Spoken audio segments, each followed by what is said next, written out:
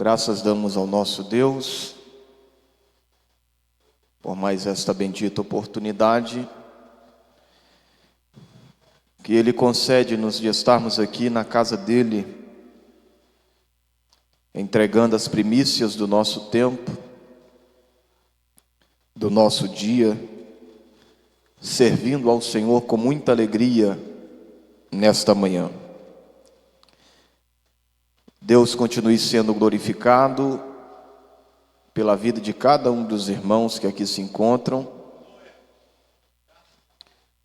Isto é um privilégio para todos nós, estarmos na casa do Senhor para contemplarmos a sua formosura e aprendermos em seu santo templo.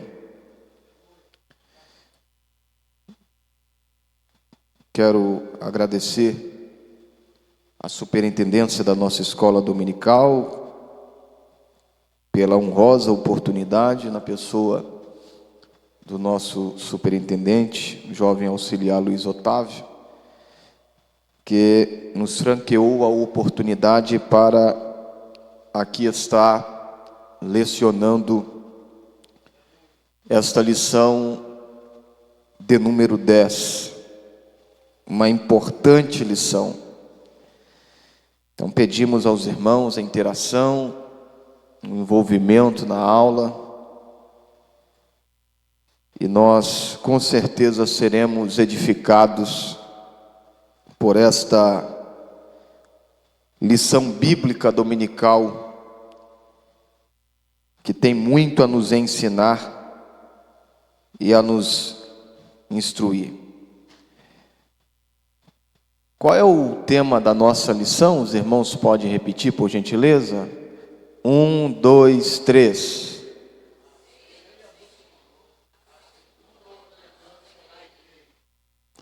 A ceia do Senhor, a segunda ordenança da igreja. A nossa lição, ela é como se fosse uma continuidade da lição de número 9, esta lição de número 10, pois trata-se de uma segunda ordenança deixada por nosso Senhor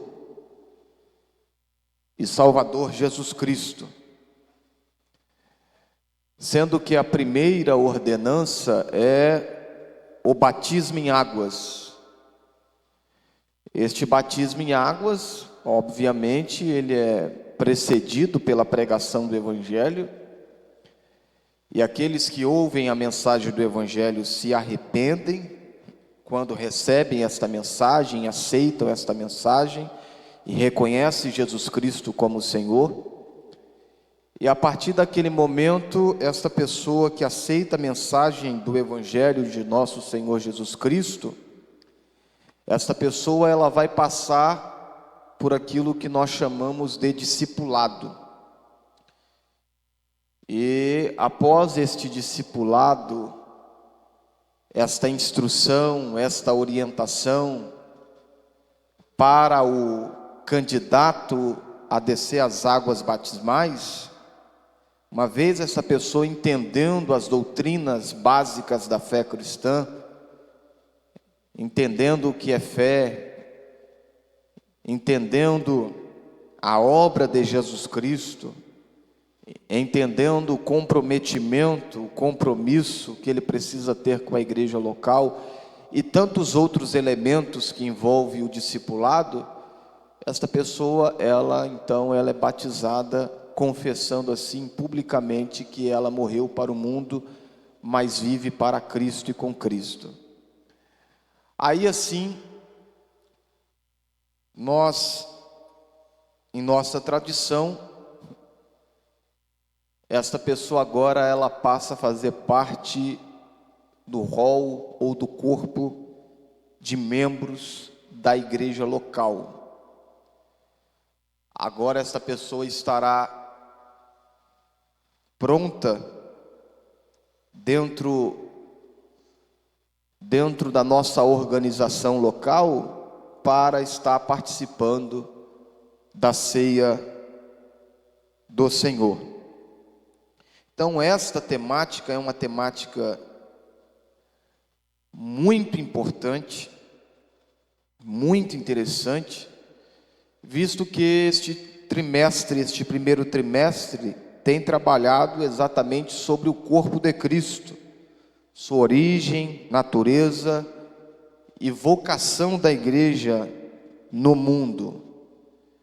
E os temas que envolvem este título principal deste trimestre são temas que estão intimamente ligados à igreja. São temas que estão intimamente ligados à eclesiologia, à doutrina da igreja. E dentre estes temas ligados a esta espinha dorsal, a este centro, a esta base que é o corpo de Cristo, origem, natureza e vocação no mundo, nós temos essa temática que é a ceia do Senhor, que trata-se da segunda ordenança. E é muito importante nós analisarmos este assunto, pois existem muitas dúvidas, pensamentos diversos, em alguns momentos até procedimentos antibíblicos no que diz respeito à ceia do Senhor. Este tema é importante ser analisado à luz da palavra de Deus, à luz da nossa tradição pentecostal, porque existem muitas dúvidas, existem muitos pensamentos diversos, e em muitos casos, existem muitos procedimentos que não são nem procedimentos extrabíblicos, são procedimentos antibíblicos mesmo. Então é importante analisarmos essa temática para nós estarmos tirando estas dúvidas e ajustando cada vez mais a nossa firmeza doutrinária no que diz respeito à celebração da ceia do Senhor, ou como chamamos, a celebração da Santa Ceia do Senhor. Esta lição ela possui 3 principais objetivos. Estes objetivos, eles precisam ser alcançados para maior aproveitamento da lição bíblica para os amados irmãos. O objetivo número 1 é apresentar a natureza da ceia do Senhor na tradição cristã. O objetivo número 2 é mostrar o propósito da ceia do Senhor. E o objetivo número 3 é refletir a respeito do modo de celebração da ceia do Senhor. Então estes são os 3 objetivos norteadores desta presente lição bíblica. Conforme estamos dizendo, a ceia do Senhor, ela é uma ordenança dada por Jesus à sua igreja. E ela sendo ordenança, ela precisa ser cumprida, ela precisa ser executada, ela precisa ser realizada. Porque assim como a grande comissão, o que é a grande comissão? A missão deixada por Jesus em Marcos capítulo 16, em Lucas capítulo 24, em Mateus capítulo 28, nós temos a grande comissão que é a pregação do Evangelho a toda criatura, e após esta pregação, vidas aceitando a fé, conforme disse a priori, estas vidas elas precisam ser discipuladas. Ide e ensinai todas as nações, batizando-as. Ou seja, os gentios, as pessoas, aqueles que aceitariam a mensagem do Evangelho, batizando-as em nome do Pai, Filho e Espírito Santo. Esta é a primeira ordenança deixada por Jesus Cristo. E há um imperativo: ide, fazei. Por ocasião da segunda ordenança, Jesus disse: fazei. Isto é um imperativo, isto é uma ordem dada por uma autoridade maior: fazei, fazei, fazei. Isto não é uma opção da igreja, isto não é uma alternativa da igreja, isto é uma ordem deixada por Jesus à sua igreja. E se Ele é o Senhor da igreja, esta igreja precisa observar e cumprir esta ordem. Aí entra as várias maneiras de se cumprir esta ordem. Eu abro aqui já até um parêntese para falar. Existem igrejas locais que celebram uma vez no mês, outras que celebram uma vez na semana, outras que celebram uma vez no ano, mas que contudo seja celebrado a Santa Ceia do Senhor. A nossa tradição pentecostal, eu acho que até está um pouco modificada dentro daquilo que propõe a Bíblia, que pelas Escrituras nos parece que era toda semana havia celebração, toda semana.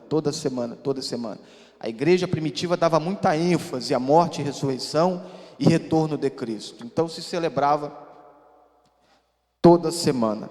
Mas esta observação de nossa tradição pentecostal também não está errada, porque existe aquilo que nós chamamos de princípios regulamentadores do culto.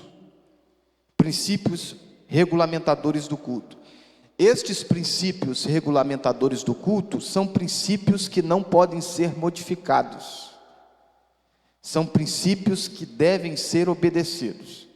Então, a Igreja de Cristo, independentemente da denominação cristã evangélica, ela, observando o princípio de cumprir esta ordenança, ela está dentro dos parâmetros da palavra de Deus. Então, quando nós observamos a ceia do Senhor nas Escrituras neotestamentárias, Novo Testamento, que é chamado de Segundo Testamento, nós temos aqui três perspectivas. Nós temos a perspectiva do passado, nós temos a perspectiva do presente e nós temos a perspectiva do futuro. Quando nós estamos cumprindo esta ordenança, nós temos a perspectiva do passado, do presente e do futuro. Do passado, pois Cristo entregando-se em sacrifício vicário na cruz, nós podemos contemplar isto através da fé e através daquilo que nos mostra a Escritura Sagrada. Do presente, quando nós estamos cumprindo esta ordenança, é quando nós vemos a nossa real condição diante de Deus e como fomos alcançados pela graça de Deus. A exemplo ontem, aquele sentimento de gratidão, aquele sentimento de comoção, aquele sentimento cristão que nos contagiou no dia de ontem, ao cercarmos a mesa do Senhor e ao celebrarmos não apenas a morte, mas também a ressurreição de nosso Senhor e Salvador Jesus Cristo. Porque a igreja, ela não celebra apenas a morte, porque se a igreja apenas celebrasse a morte de Jesus, Jesus seria um mero mártir. Mas Jesus não é um mero mártir, ele morreu e ressuscitou. Ele morreu para perdão dos nossos pecados e ressuscitou para a nossa justificação. E se apresentou ao Pai, nos justificando da nossa culpa. Então, há essa perspectiva também no presente. E também há uma perspectiva do futuro, pois aponta para a esperança da igreja, aponta para a segunda vinda de Cristo. Uma perspectiva do passado, o que Cristo fez na cruz. Uma perspectiva no presente, como nós estamos diante de Cristo. E uma perspectiva do futuro, o que nós estamos aguardando para recebermos de nosso Senhor Jesus Cristo, no que diz respeito à nossa esperança, que é uma esperança chamada de esperança vindoura, mas ao mesmo tempo também é chamada de esperança iminente, porque cremos que ela pode acontecer a qualquer momento. A ceia do Senhor, ela deve ser celebrada com reverência, júbilo e expectativa. Reverência, júbilo e expectativa. Quando nós cercamos a mesa, quando nós nos assentamos à mesa, é necessário que haja reverência, é necessário que haja júbilo e é necessário que haja também expectativa. Estes sentimentos precisam estar presentes em nosso ser, em nossa participação, em nossa celebração. Reverência, júbilo e expectativa. O pastor José Gonçalves, que é o comentarista deste trimestre, ele coloca uma observação, e eu trouxe esta observação que ele coloca. Ele diz o seguinte: a ceia, assim como o batismo em águas, é um símbolo visível que expressa uma realidade espiritual invisível, e portanto, a celebração de nossa comunhão com Cristo, com o Cristo vivo. A ceia, assim como o batismo em águas, é um símbolo visível que expressa uma realidade espiritual invisível. E nós estaremos tratando isto no decorrer da lição. Mas deixa eu contextualizar os irmãos aqui de algo.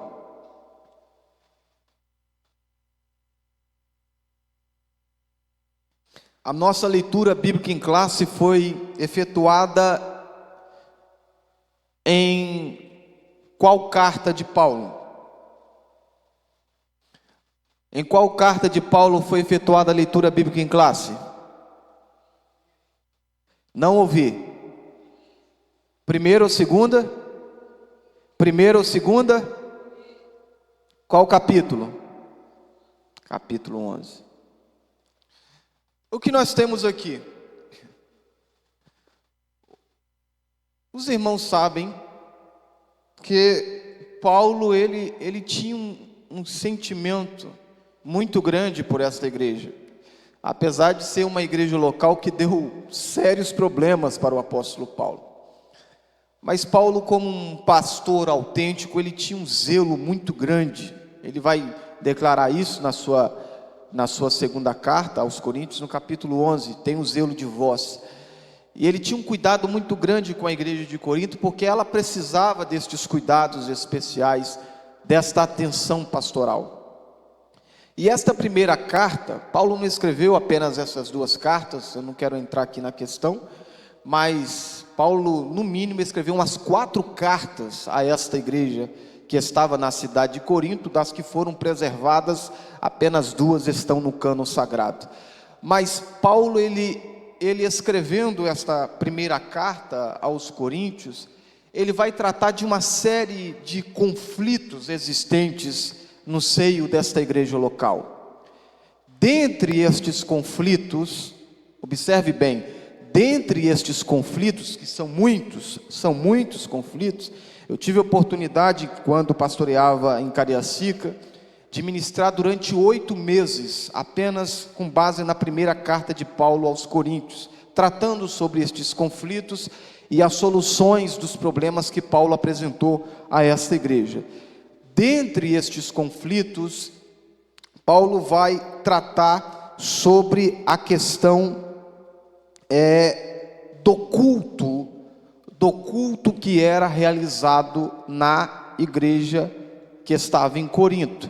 ele vai tratar isto do capítulo 11 ao capítulo 14. E quais são as problemáticas ali que Paulo vai tratar acerca do culto? Ele vai tratar sobre a posição da mulher no culto, ele vai tratar sobre a ceia do Senhor, e ele vai tratar sobre o uso dos dons espirituais. Então, estes três elementos, estes três assuntos, são abordados por Paulo no capítulo 11 ao capítulo de número 14. A posição da mulher, a celebração da ceia do Senhor e o uso dos dons espirituais no momento do culto. Sendo que no capítulo 11, Paulo ele trata de dois destes três elementos: a posição da mulher no culto e a celebração da ceia do Senhor. A nossa leitura bíblica em classe está exatamente falando a respeito da celebração da ceia do Senhor. E vale lembrar aos irmãos que Paulo, ele é o grande responsável por muitas construções doutrinárias que nós temos hoje. Se não fosse aquilo que Paulo deixou, muitas coisas nós não entenderíamos como nós entendemos. A exemplo, quando Paulo ele trata do assunto da celebração da Santa Ceia, porque o que nós temos nos escritos do Evangelho, Mateus, Marcos e Lucas, porque João não trata, ele vai falar acerca da participação do corpo e do sangue de Cristo no capítulo 6 do seu texto, mas Marcos, Mateus e Lucas, ou Mateus, Marcos e Lucas, eles tratarão acerca da Santa Ceia ou da Ceia do Senhor, quando por ocasião da instituição dessa, quando Jesus vai instituir a Santa Ceia ou a ceia cristã, quando por ocasião da celebração da Páscoa judaica, e ele como judeu, ele celebrava a Páscoa todo ano, e quando estava aproximando a sua morte, ele então vai instituir aquilo que nós chamamos de ceia cristã, ou Santa Ceia cristã. Então Paulo ele faz uma releitura daquilo que foi preservado oralmente pela igreja primitiva. Alguns pontos daquilo que ele trata aqui no capítulo 11, ele recebeu do Senhor como instrução para ensinar a igreja. Já outros pontos ele recebeu por tradição oral, que era a via de preservar doutrinas cristãs, até porque o Novo Testamento ainda não tinha sido escrito, nem os textos do Evangelho, dos escritos do Evangelho ainda tinham sido escritos, mas havia uma preservação oral daquilo que havia sido ensinado por Jesus e aquilo que estava sendo ensinado por seus apóstolos. Então Paulo aqui neste capítulo 11, ele vai, capítulo 11 da primeira carta dele aos Coríntios, ele vai tratar sobre a ceia do Senhor e como isso estava acontecendo na igreja que estava em Corinto. E eu quero aqui poder tratar com os amados irmãos no decorrer da lição. Vamos lá. Não se faz necessário eu fazer a leitura da introdução, porque já o fizemos aqui com essas argumentações, e nós trabalharemos aqui com três tópicos principais. Três tópicos principais. A natureza da ceia do Senhor na tradição cristã, o propósito da ceia do Senhor, o modo de celebração da ceia do Senhor. Então, estes serão os três tópicos principais de nossa lição bíblica. E este assunto está bem fresco na nossa mente, porque nos assentamos ontem, pastor Vanderlei, cercamos ontem a mesa do Senhor, então nós estamos com esta temática, com este assunto bem fresco na nossa mente. Agora, vale considerar é como nós participamos ontem. De que maneira? Quais foram os princípios que nós observamos? E no decorrer da lição, nós estaremos constatando isso. De que maneira nós participamos, nós celebramos a ceia do Senhor ontem? Foi a maneira correta? E eu falo isso num aspecto individual, tá? Eu não falo isso no aspecto administrativo, eu falo isso no seu aspecto individual, cada um de nós. Então, nosso primeiro tópico principal, ou ponto principal, a natureza da ceia do Senhor na tradição cristã. Nós precisamos, amados, de muita atenção para entender este tópico com seus subtópicos, porque boa parte de nós, cremos como cremos por pesquisa bíblica, por fé e por tradição. Como você sabe que o modo de participar da ceia do Senhor é do modo que você participa? Isso é por pesquisa bíblica, isso é por fé ou por tradição, ou seja, a gente herdou isso de alguém, dos nossos pastores, dos nossos pais espirituais.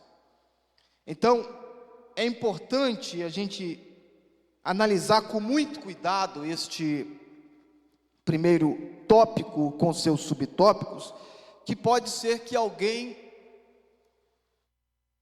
tenha uma mentalidade errônea no que diz respeito à Santa Ceia. Mas pode ter, irmão Fernando? Pode ter. Talvez você não teve uma pesquisa bíblica tão aprofundada. Talvez a sua fé não esteja tão alicerçada nas Escrituras. Ou talvez você não tenha observado de forma criteriosa e minuciosa aquilo que você recebeu por tradição. Obviamente essa tradição com base em uma leitura que a liderança faz das Escrituras Sagradas e propõe aos seus liderados e ensina à igreja local. Então, no que diz respeito à ceia do Senhor, existem pelo menos 5 maneiras para entender aquilo que Jesus disse: isto é o meu corpo. 5 maneiras. A lição apresenta 3 maneiras, e eu vou ficar nessas 3 maneiras que a lição bíblica nos apresenta. Mas existem pelo menos 5 maneiras, e estas maneiras elas são conhecidas quando você estuda e analisa a história da igreja, a tradição cristã, e isto nas suas várias correntes dos cristianismos existentes. Mas a lição nos apresenta 3 maneiras, e nós estaremos fazendo estas devidas observações dessas 3 maneiras que nos são apresentadas aqui dentro deste primeiro tópico sobre a natureza da ceia do Senhor na tradição cristã. Então vamos destacar 3 maneiras conforme os respectivos subtópicos. Então os irmãos têm aí na sua lição o primeiro subtópico, e seria a primeira maneira, que é na tradição romana, ou na tradição católica romana. Na tradição católica romana. Essa tradição do cristianismo romano compreende esta maneira de forma literal. E quando eu falo cristianismo romano, vale aqui destacar para os irmãos, isso parece ser difícil de entender, mas não é. Só você entender didaticamente. Quando nós estudamos a história da igreja, a gente não pode estudar cristianismo, a gente estuda cristianismos, porque existem muitas correntes muitas correntes, e essas correntes elas divergem uma da outra no que diz respeito ao seu bojo teológico e doutrinário. Haja visto isso que está apresentado aqui nesta lição sobre a tradição romana no que diz respeito na participação da ceia do Senhor. Então, essa tradição do cristianismo romano compreende de forma literal aquilo que Jesus diz em Lucas capítulo 22, versículo 19, quando ele expressa: isto é o meu corpo. E quando ele diz no capítulo 22, versículo 20, quando ele diz assim: este cálice é meu sangue. Esta corrente do cristianismo, que é a tradição católica romana, compreende a ceia do Senhor como literal. Quando se diz, isto é o meu corpo, quando se diz, este cálice é o meu sangue, a tradição católica romana compreende estas expressões de Cristo como sendo expressões literais. E isto vai ser ensinado por eles se utilizando de um termo chamado de transubstanciação. O que é transubstanciação? É uma transformação de algum elemento para que este elemento seja aquilo literalmente. Então, transubstanciação é a doutrina romana que ensina que os elementos da ceia se tornam o corpo de Cristo literalmente. Isto tomou muita força, principalmente depois de um concílio do século XIII, chamado Concílio de Latrão, que foi quando este termo foi apropriado, pela Igreja Católica Romana, e isso ganhou muita força a partir do Concílio de Latrão, muita força. Isso só foi rompido em certo aspecto quando chegou a Reforma Protestante com Martinho Lutero, João Calvino e Úrico Zwinglio, que são os principais reformadores, que foram aqueles que romperam, não apenas de maneira institucional, mas também de maneira doutrinária, teológica, com a Igreja Apostólica Romana, ou com este cristianismo romanizado, que é o cristianismo católico. Então, esta é a maneira da tradição católica romana de entender a ceia. Eles entendem que há uma substanciação. Vale aqui como nota de rodapé informar os irmãos, alguns já foram da Igreja Católica, eu também já fui. Se os irmãos observarem, eles não servem o cálice, é só a hóstia. Por que eles só servem a hóstia? Porque no entendimento dos teólogos católicos romanos, no corpo já contém o sangue. Então, quando eles comem a hóstia, eles entendem que o sangue já está junto com o corpo. Então, não é necessário servir também o cálice que aponta para o sangue. Então, este é o entendimento deles. Mas este entendimento, ele é reprovado pelas Escrituras. Os reformadores, graças a Deus, fizeram uma releitura do texto, tanto de Mateus, quanto de Lucas, quanto de Marcos, quanto de João capítulo 6, quanto da própria carta de Paulo, e trouxeram um entendimento mais próximo daquilo que verdadeiramente é a Santa Ceia do Senhor com os seus elementos. Mas isto é reprovado porque, isso está na lição, quando Jesus diz, isto é o meu corpo, isto é o meu corpo que é partido por vós, ele está presente. Então não tinha como Jesus estar presente fisicamente e ao mesmo tempo aquele pão se transformar no corpo dele, porque ele já estava presente corporalmente. Então é um negócio lógico de entender. E outra coisa, eles entendiam isso de forma literal. Eles não entendiam isso de forma simbólica. Porque se fosse para entender de forma literal aquilo que Jesus disse em João capítulo 10, eu sou a porta, Jesus seria uma porta literalmente. Jesus não é uma porta literalmente, mas ele é uma porta no seu aspecto simbólico que nos leva à vida eterna. Amém, meus irmãos? Então, este aspecto de celebração da ceia do Senhor, que é preservada pela tradição cristã romana, ela deve ser rejeitada, pois ela é reprovada pelas Escrituras sagradas. A segunda maneira, o segundo aspecto dessa natureza é exatamente na tradição protestante. E isso está no segundo subtópico, na tradição protestante.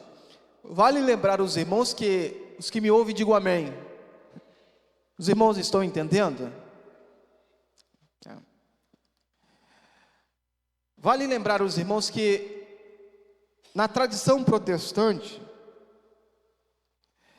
o protestantismo, ele aparece, o nome já é bem sugestivo, protestantismo, um protesto contra o quê?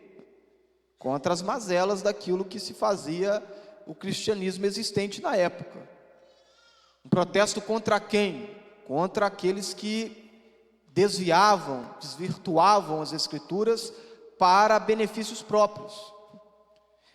O protestantismo, ou a tradição protestante, ela tem a sua maneira também de celebrar a ceia do Senhor. Obviamente que existem muitas observações doutrinárias dentro da própria corrente protestante, pois a gente não é unânime teologicamente e doutrinariamente no protestantismo, até porque os irmãos podem observar que existem denominações com pensamentos diversificados no que diz respeito a doutrinas cristãs. Então nós não somos unânimes, mas existe uma espinha dorsal, existe um cerne que é preciso ser observado no que diz respeito à celebração da Santa Ceia cristã. Então, na tradição protestante, nós temos aqui algumas observações a se fazer. A primeira observação é que, mesmo havendo esta cisão, este rompimento, devido às reformas que estavam havendo, tanto no seu aspecto institucional, quanto no seu aspecto doutrinário, quando Lutero faz a reforma que ele propõe aos cristãos do seu tempo, passa a ter, a partir da reforma que Lutero fez, um novo modelo de observação dos elementos da ceia do Senhor, ou da Santa Ceia do Senhor. A tradição luterana, o luteranismo, ele vai fazer uma observação diferente da Igreja Católica Apostólica Romana, mas esta observação que a tradição luterana faz também é uma observação que fere os princípios doutrinários nos apresentados nas páginas do Novo Testamento, no que diz respeito à Santa Ceia. Porque a tradição luterana vai ensinar que, por ocasião da celebração da ceia, os elementos eles não se transformam no corpo de Cristo. Mas Cristo passa a estar naqueles elementos, literalmente. É como se Jesus entrasse naqueles elementos, literalmente. Aí, ao invés de ser transubstanciação, esta tradição luterana, esta observação luterana, vai se utilizar da consubstanciação, que é Cristo nos elementos literalmente. Jesus está literalmente no pão, Jesus está literalmente no fruto da vide, ou no suco de uva, ou no vinho, conforme algumas tradições cristãs utilizam. Então, essa tradição luterana, ela tem esta leitura da Santa Ceia, da ceia do Senhor. Não é os elementos que se transformam no corpo e no sangue de Jesus, mas é Jesus que está literalmente nestes elementos. Daí se vem uma observação, porque eu cresci ouvindo isso na vida de fé, pois às vezes na simplicidade, quando alguém vai apresentar os elementos da ceia do Senhor, alguns oram assim: Senhor, nós estamos apresentando o pão e o cálice, que depois de orado, se tornarão no corpo e no sangue do Senhor. A gente entende a simplicidade das pessoas, mas isto doutrinariamente, isto teologicamente, isto precisa ser observado. Se torna no corpo e no sangue, sim ou não? Silêncio. Se torna no corpo e no sangue, sim ou não? Porque se torna, nós vamos nos tornar católicos, apostólicos, romanos.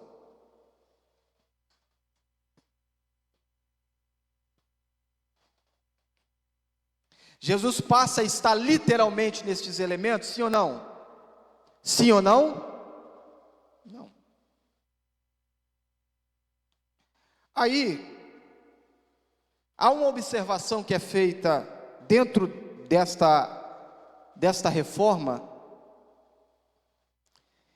que é feita pelo João Calvino. Foi um grande expoente das Escrituras, o exímio expoente das Escrituras.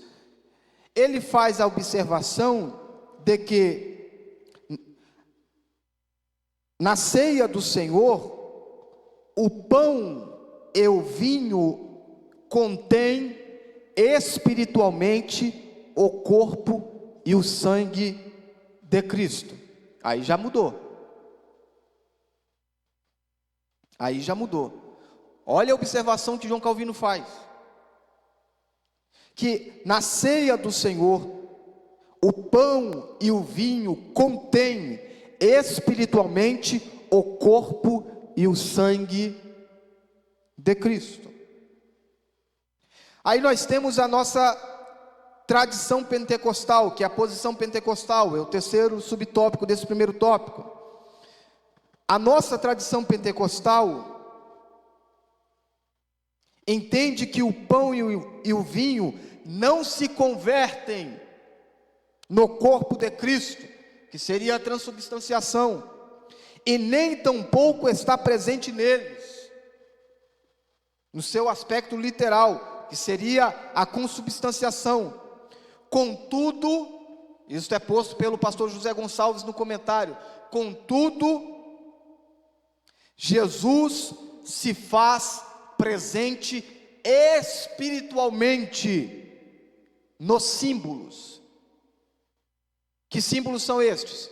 O pão e o cálice.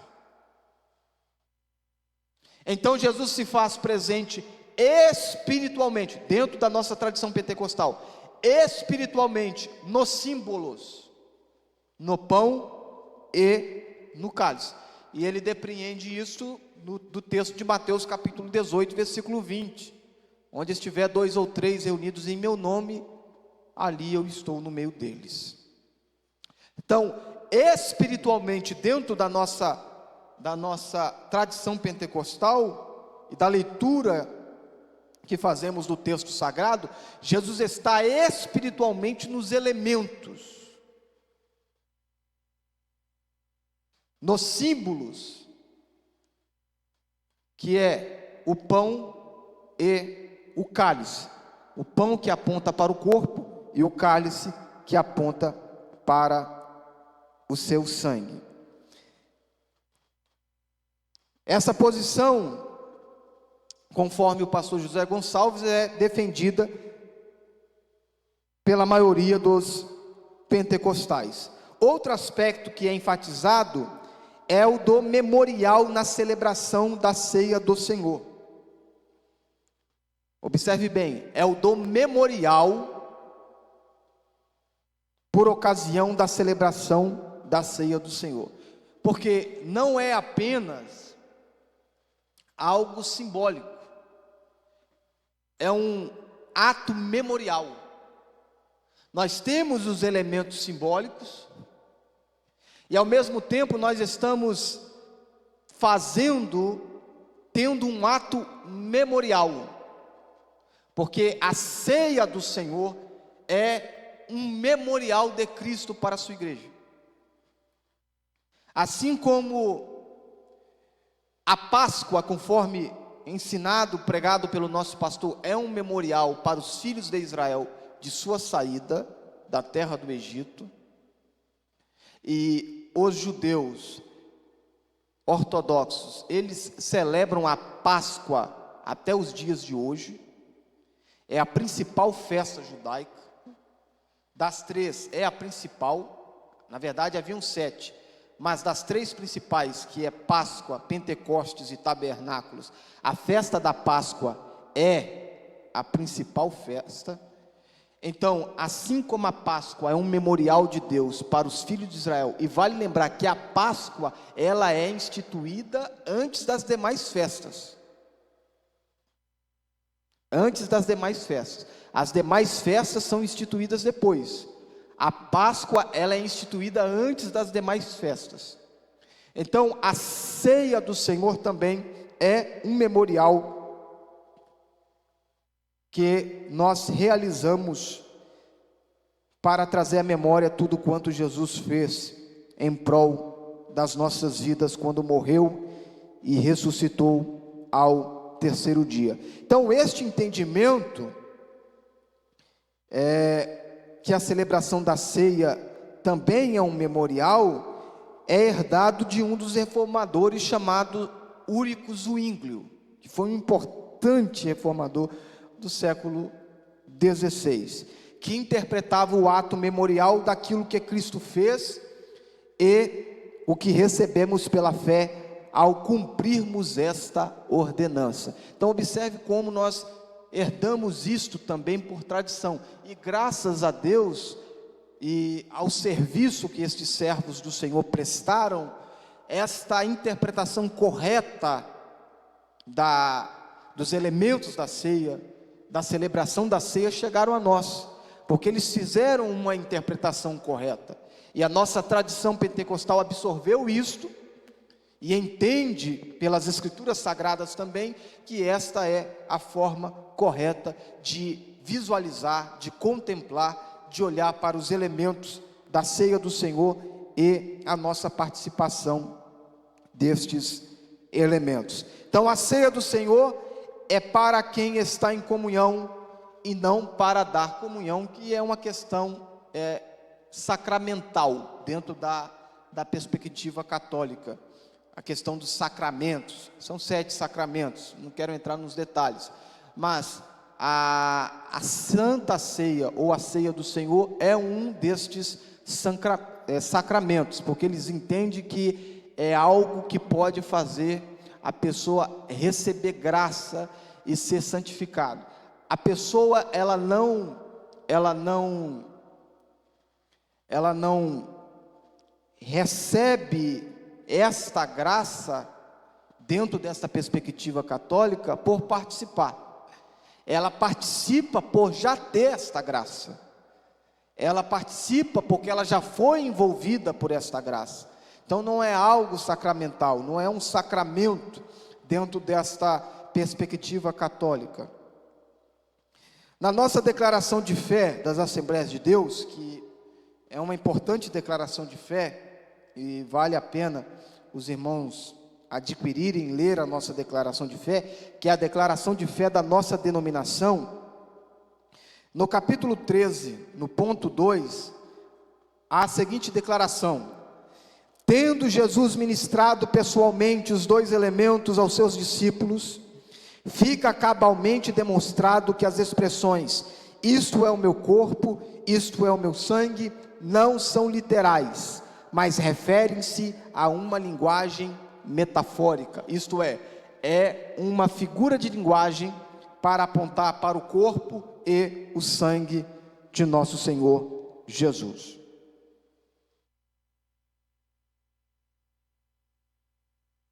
Nosso segundo tópico principal,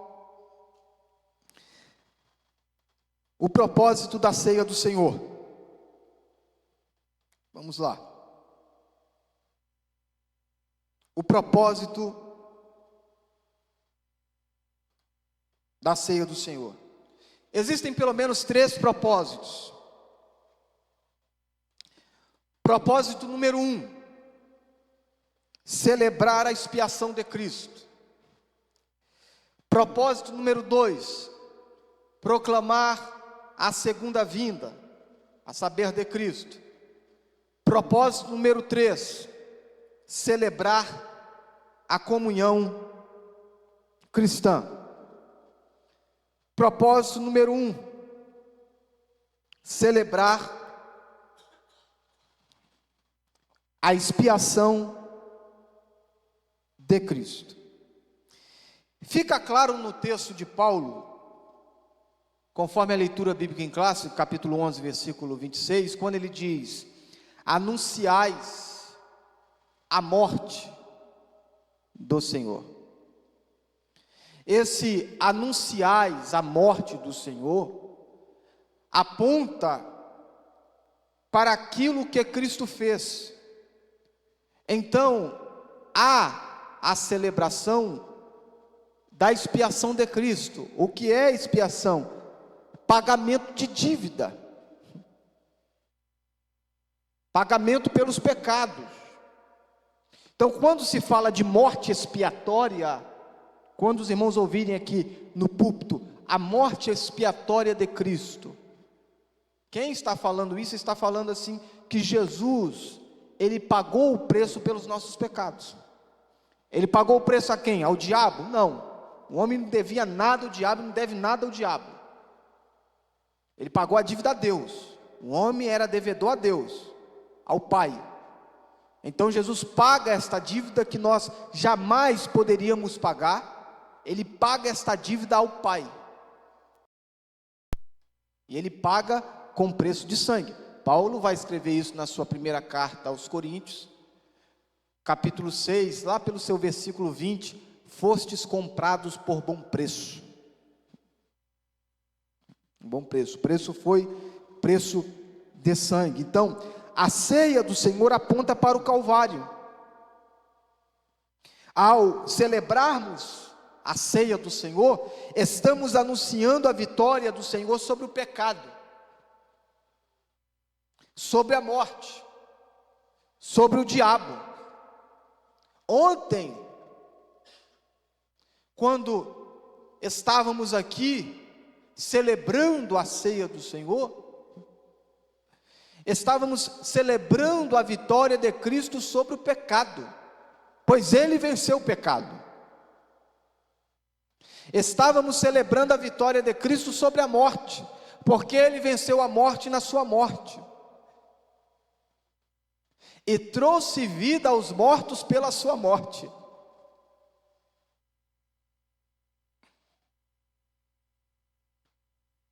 Celebramos também a vitória de Cristo sobre o diabo. O diabo não será vencido, o diabo já foi vencido.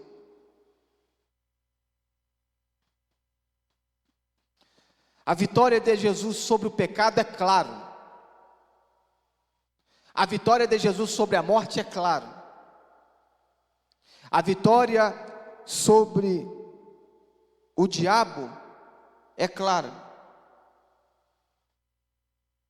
Por esta razão, quando nós estamos aqui celebrando a ceia do Senhor, nós devemos explodir em glória, amados. Eu não estou falando aqui de euforia, de emocionalismo. Eu estou falando aqui de celebração.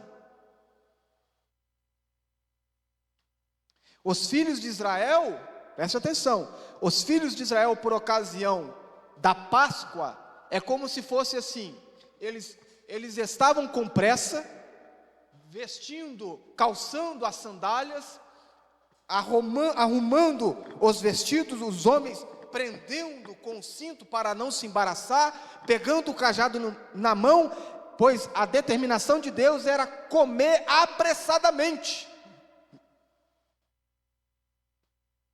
Agora aqui nós temos tempo.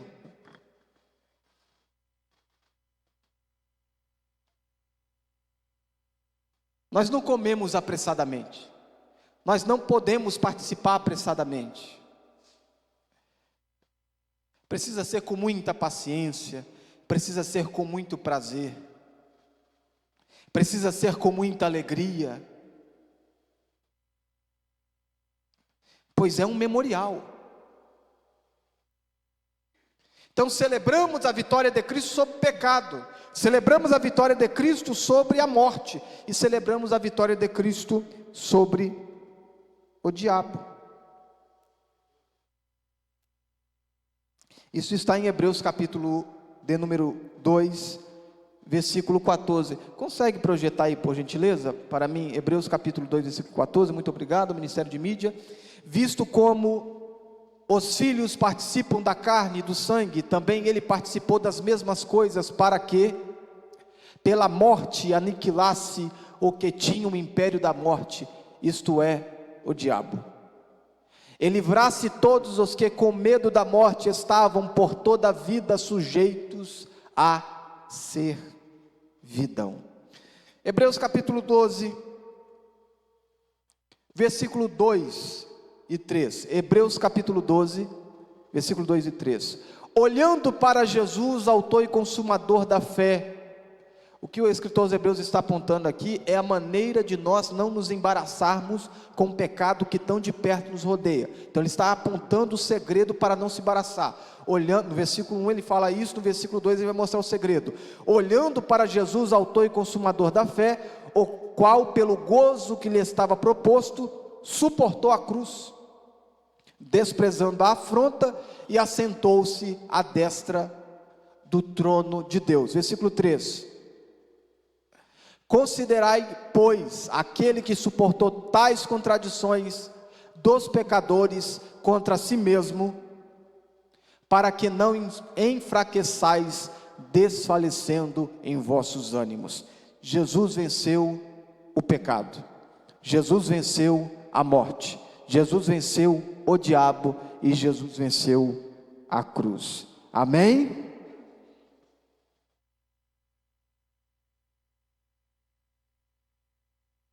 Segundo subtópico aí do segundo tópico principal, o propósito de proclamar a segunda vinda. A ceia do Senhor proclama a segunda vinda. Paulo, ele usa a expressão no versículo 26 do capítulo 11, da sua primeira carta aos Coríntios. Até que venha. Até que venha. O que Paulo está apontando aqui é a vinda de Cristo, o retorno de Cristo. Então esta celebração, ela aponta não apenas para aquilo que Cristo fez, mas aponta também para aquilo que Cristo vai fazer. Ele vai voltar, Ele vai nos levar. Agora, existe algo interessante, muito interessante. Ontem, quando nós cercamos a mesa e celebramos e festejamos, nós proclamamos o seguinte: Jesus irá voltar e nós estamos aguardando a Ele.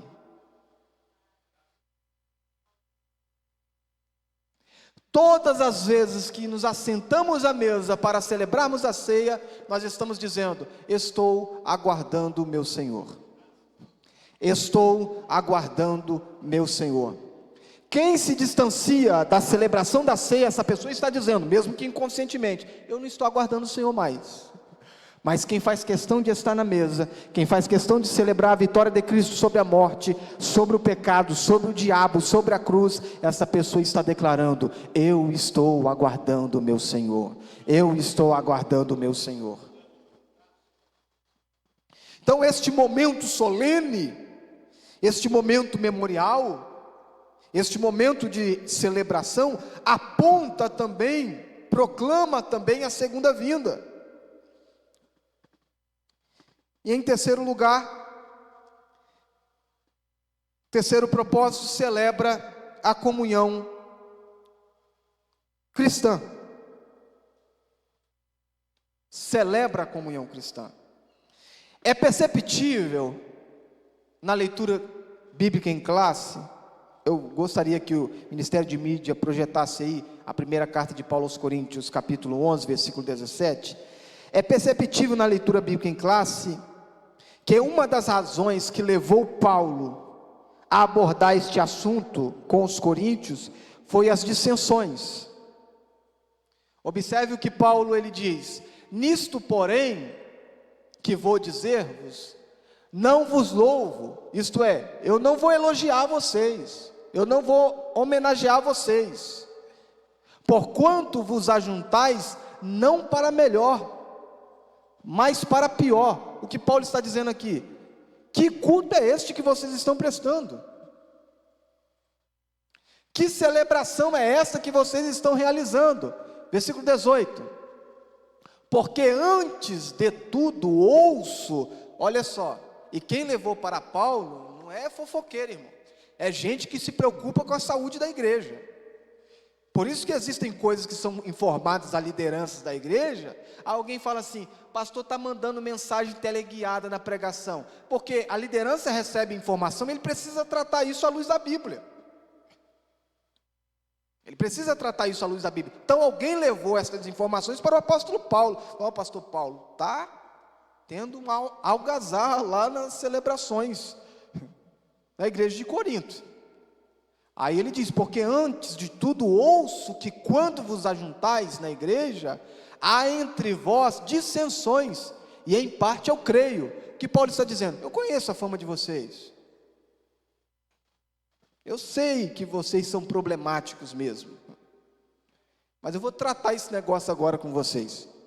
Aí ele começa a desenvolver o pensamento dele, aquilo que ele recebe de Cristo por orientação, por revelação, e aquilo que ele já havia recebido por tradição oral. Porque o que estava acontecendo ali? Deixa eu contextualizar os irmãos rapidamente. O que estava acontecendo ali? Havia uma celebração festiva pré-ceia do Senhor, que era chamada de Festa Agapi. Festa Agapi. Esta festa Agapi era uma refeição. Era uma refeição. Por que é que acontecia esta festa Agapi? Vale lembrar aos irmãos que aqueles que eram convertidos ou se convertiam ao Evangelho pela pregação dos apóstolos e dos anônimos, não eram apenas os ricos. Muitos escravos, porque havia essa legislação no Império Romano de escravatura, muitos escravos, eles estavam ali presentes em muitas igrejas locais. Então nós tínhamos o grupo dos ricos e tínhamos o grupo dos escravos, dos pobres, das pessoas menos favorecidas. Então, os ricos, quando chegavam nesta festa Agapi, eles banqueteavam-se, eles comiam tudo o que tinham direito e esqueciam dos irmãos menos favorecidos. Menos favorecidos. E o que acontecia? Muitos deles se embriagavam. Muitos deles cometiam o pecado de glutonaria. E eles praticavam isso no afã de prejudicar os irmãos menos favorecidos. E quando iam participar da ceia do Senhor, eles já estavam com a barriga cheia, ao ponto de não discernir este momento solene. É dentro deste contexto que Paulo está abordando este assunto. Esta festa é mencionada por Judas no versículo 12. Eu gostaria que projetasse aí. Epístola de Judas, versículo 12. Judas vai mencionar esta festa Agapi. Epístola de Judas, versículo 12.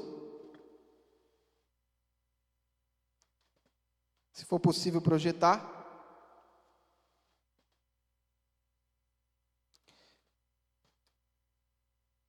Olha o texto.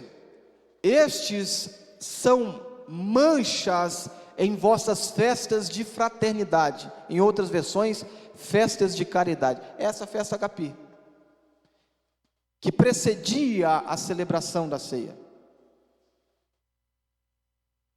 Então, essa festa Agapi era para beneficiar os irmãos menos favorecidos, abençoar os irmãos menos favorecidos.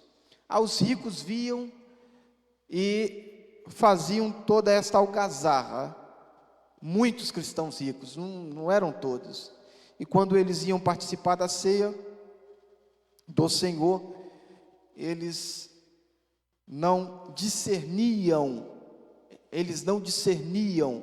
a ceia do Senhor, colocando a ceia do Senhor em pé de igualdade com esta celebração fraterna, que era celebrada entre eles, e colocava em pé de igualdade. Nós vamos continuar comendo, nós vamos continuar bebendo à vontade, e aqueles que são menos favorecidos, o problema é deles.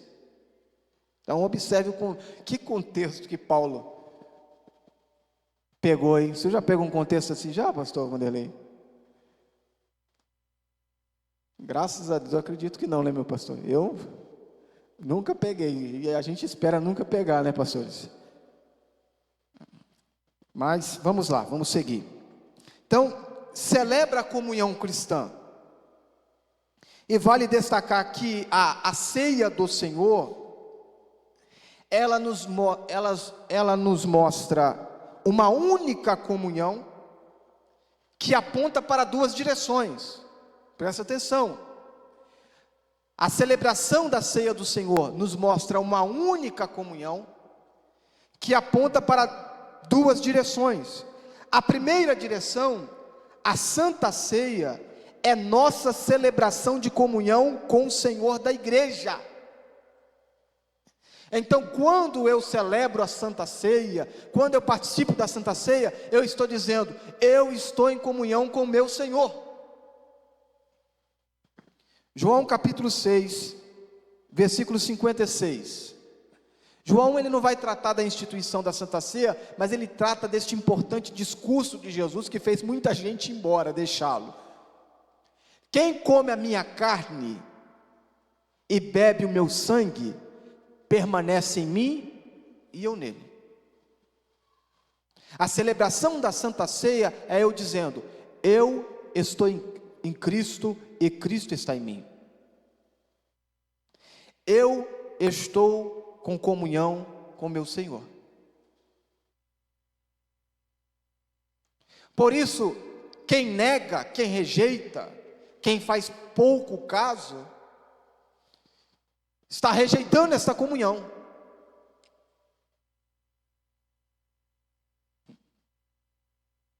E quem não participa? Jesus quem disse? Quem não come, quem come da minha carne e quem bebe do meu sangue, eu o ressuscitarei no último dia.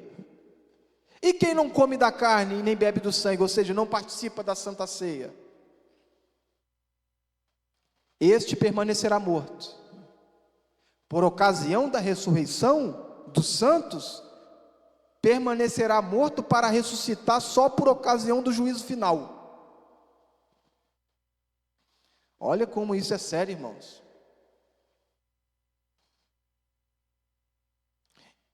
O Senhor quer dizer, irmão Fernando, se eu não participar da Santa Ceia do Senhor, fazer pouco caso da Santa Ceia, eu posso morrer e ir para o inferno? É isso daí.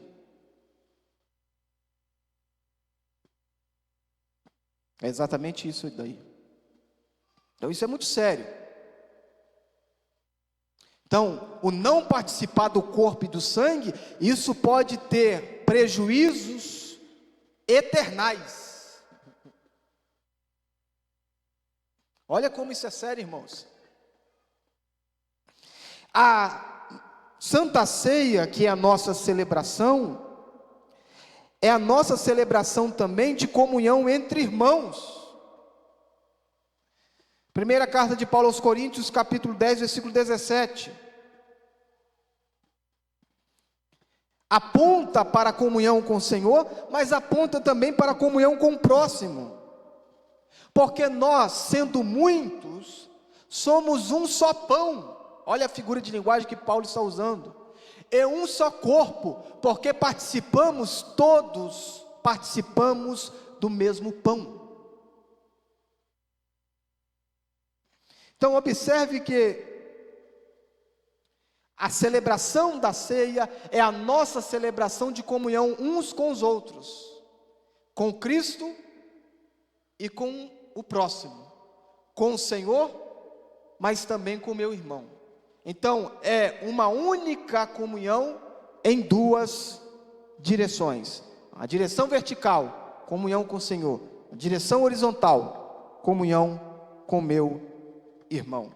Existem alguns dados bíblicos que gostaria aqui de compartilhar sobre a comunhão, até porque era um termo muito usado na igreja primitiva, a expressão de comunhão. Esta comunhão, que também aponta no aspecto de celebração, também aponta para a ceia do Senhor, ela está presente nas páginas do Novo Testamento, principalmente no texto de Paulo, bem como também nos escritos dos evangelhos sinópticos, e também no texto de Atos.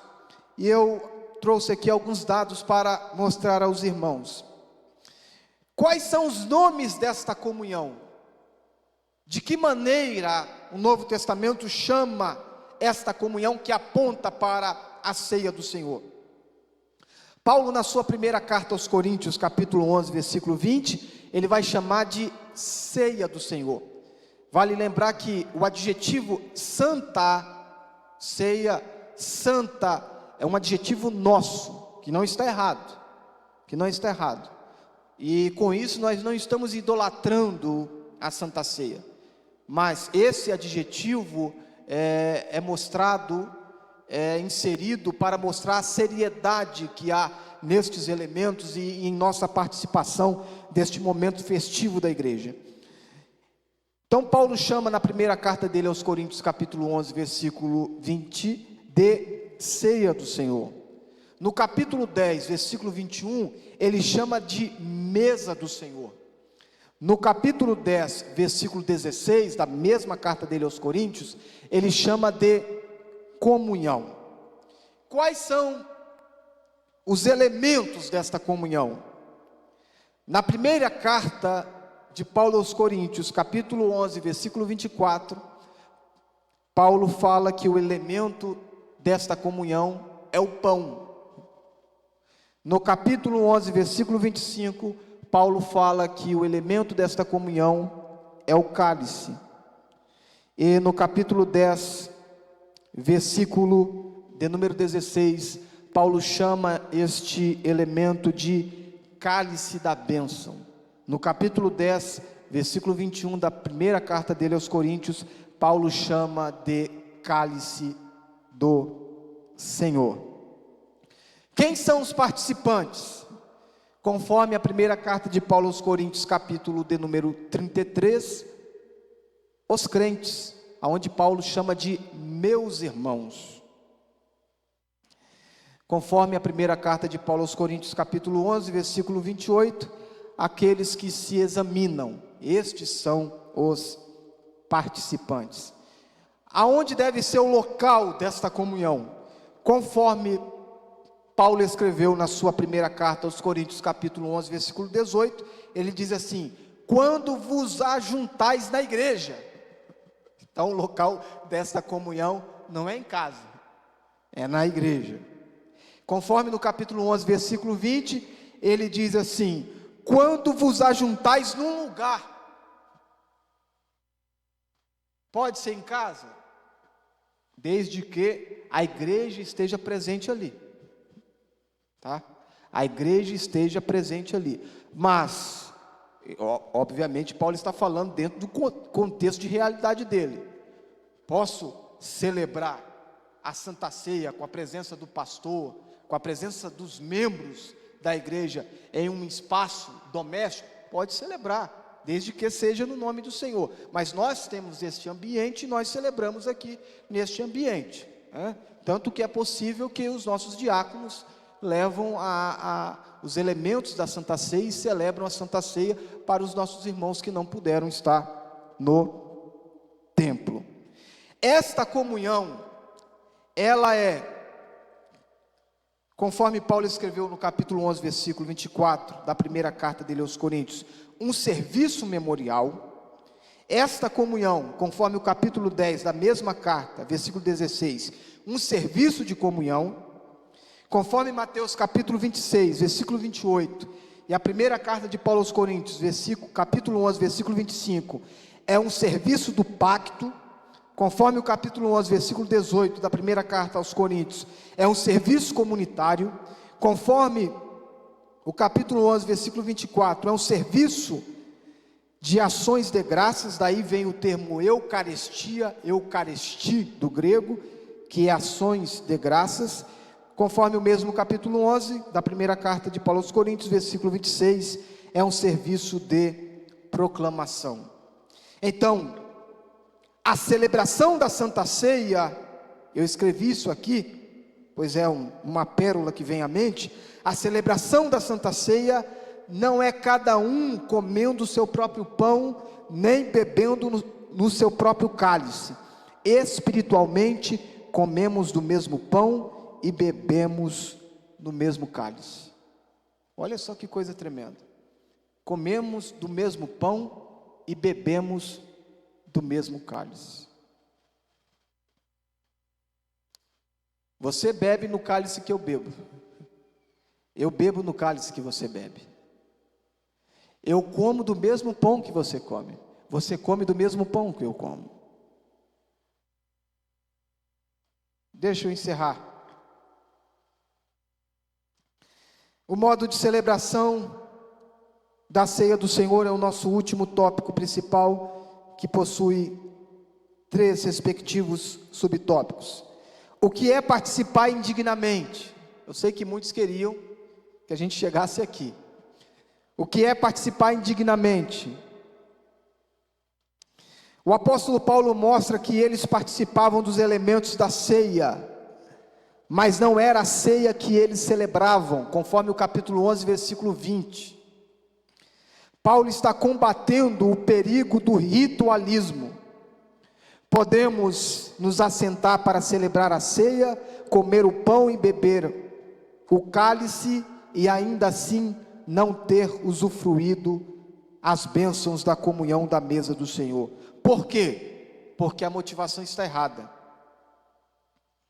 Participar da ceia indignamente é assentar-se à mesa de forma leviana e irrefletida. Por que eu estou cercando a mesa? Para cumprir um rito. Por que eu estou participando da ceia do Senhor? Para o pastor ver que eu estou participando. Isso é participar indignamente.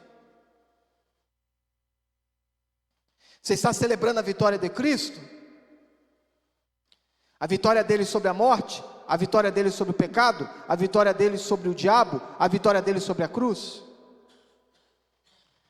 Você está com o coração inteiro na sua participação da ceia do Senhor, sendo grato ao Senhor por aquilo que Ele fez, por aquilo que Ele faz e por aquilo que Ele irá fazer? Então, participar da ceia do Senhor indignamente é participar de maneira leviana. Eu estou aqui na celebração, mas a minha cabeça está no lanche. Eu estou aqui na celebração, mas a minha cabeça está na saída que eu irei fazer depois do culto. Eu estou aqui na celebração e a minha cabeça está nas minhas duas mãos no pescoço de alguém, esganando alguém. Isso é participar de maneira leviana.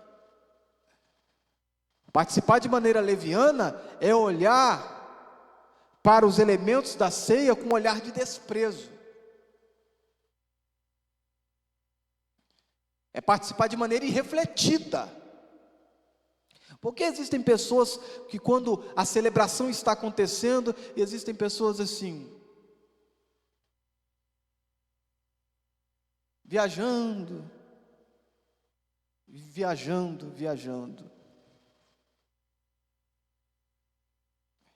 Não há uma celebração nisso. Isso é participar indignamente. De que maneira eu me aproximo? De que maneira eu estou nessa celebração? De que maneira eu estou celebrando a ceia do Senhor?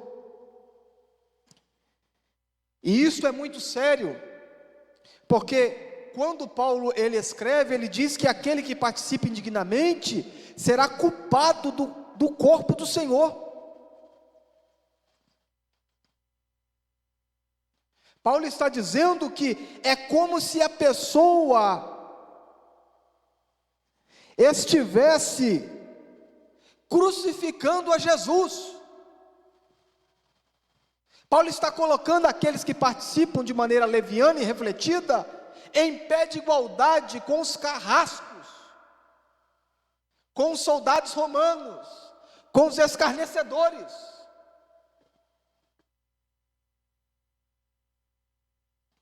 Isso é participar indignamente. É uma celebração também reverente. Essa palavra, irmãos, reverência, ela está excluída do dicionário de muita gente. E é uma celebração reverente. Por que tem tanta gente irreverente dentro de templos cristãos evangélicos? Não se tem temor mais.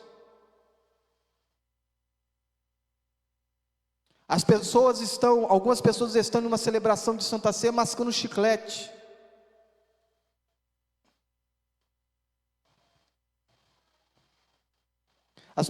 Algumas pessoas estão na celebração de Santa Ceia falando de comprar e vender.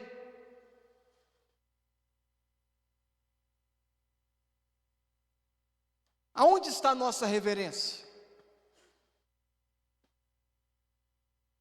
Pode saltar, pode pular em Cristo, pode festejar, mas com toda a reverência.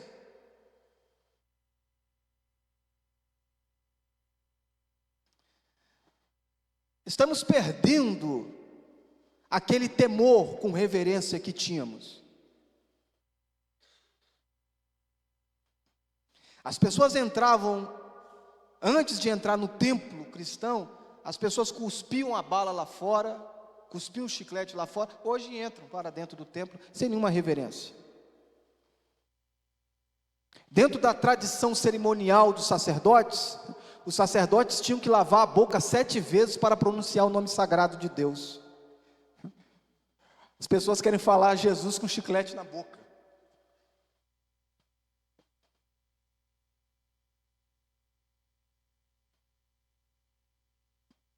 E respeitosamente, o nosso pastor aqui está, e nós estamos junto com ele, é nós que devemos ensinar isso, falar isso, pastor, com a igreja. Isso é muito sério. Será que isso não tem pesado para que não haja mais batismo com o Espírito Santo em nosso meio?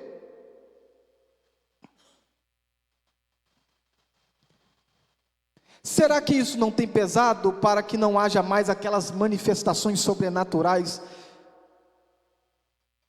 que já tivemos a oportunidade de presenciar? Presenciamos hoje? Presenciamos, mas numa intensidade bem menor.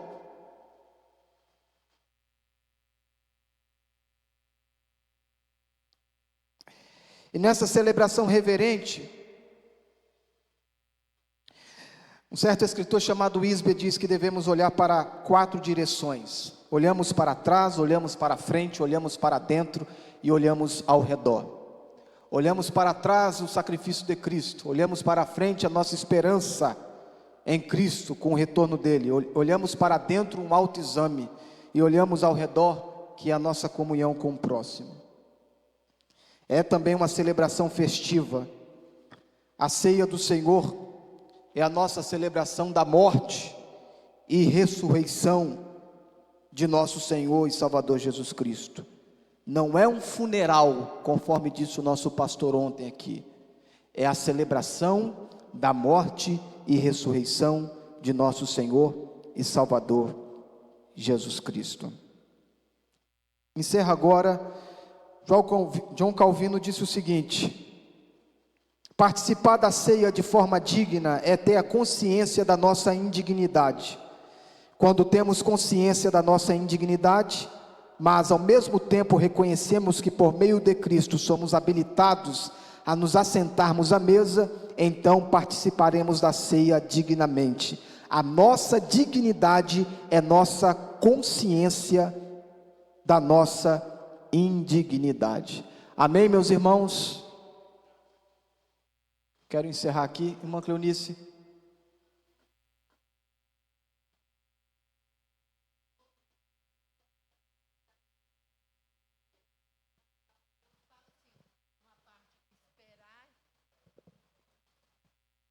Aquela parte que Jesus ensina assim, esperai um pelos outros. Aí os irmãos sabem mais, fugiu da memória agora a conclusão. E aí, até hoje, eu fico um pouquinho sem graça, porque desde antigamente, a gente ceava junto, assim, cada um recebia o pão, esperava todo mundo, comia junto e bebia o vinho junto. Antigamente era assim. Aí depois que mudou, até hoje eu me sinto assim. Eu sei que eu estou participando, falando com Jesus, né? Eu estou em comunhão com o meu Senhor, mas até hoje eu sinto assim um pouquinho de constrangimento de pegar o pão e comer primeiro, assim. Isso. Eu fico assim, como é que é isso? Isso, irmã Cleonice, na verdade é uma questão litúrgica, né? Cada tradição cristã tem a sua liturgia. A questão de esperar uns pelos outros aí não tem a ver desta questão de todo mundo participar na mesma hora. Não era isso que Paulo está falando. Paulo está falando de participar, de esperar uns pelos outros, porque os ricos chegavam e comiam tudo. Eles chegavam na frente dos irmãos menos favorecidos e comiam o banquete daquela celebração que eu falei, que é a festa Agapi, e comiam também os elementos da Santa Ceia. Por isso que Paulo ele diz, esperai uns pelos outros. Então essa é a observação que Paulo faz, então não interfere a questão da celebração litúrgica da Santa Ceia. Obrigada. Nosso superintendente, muito obrigado, auxiliar Luiz, eu agradeço a oportunidade em nome de Jesus.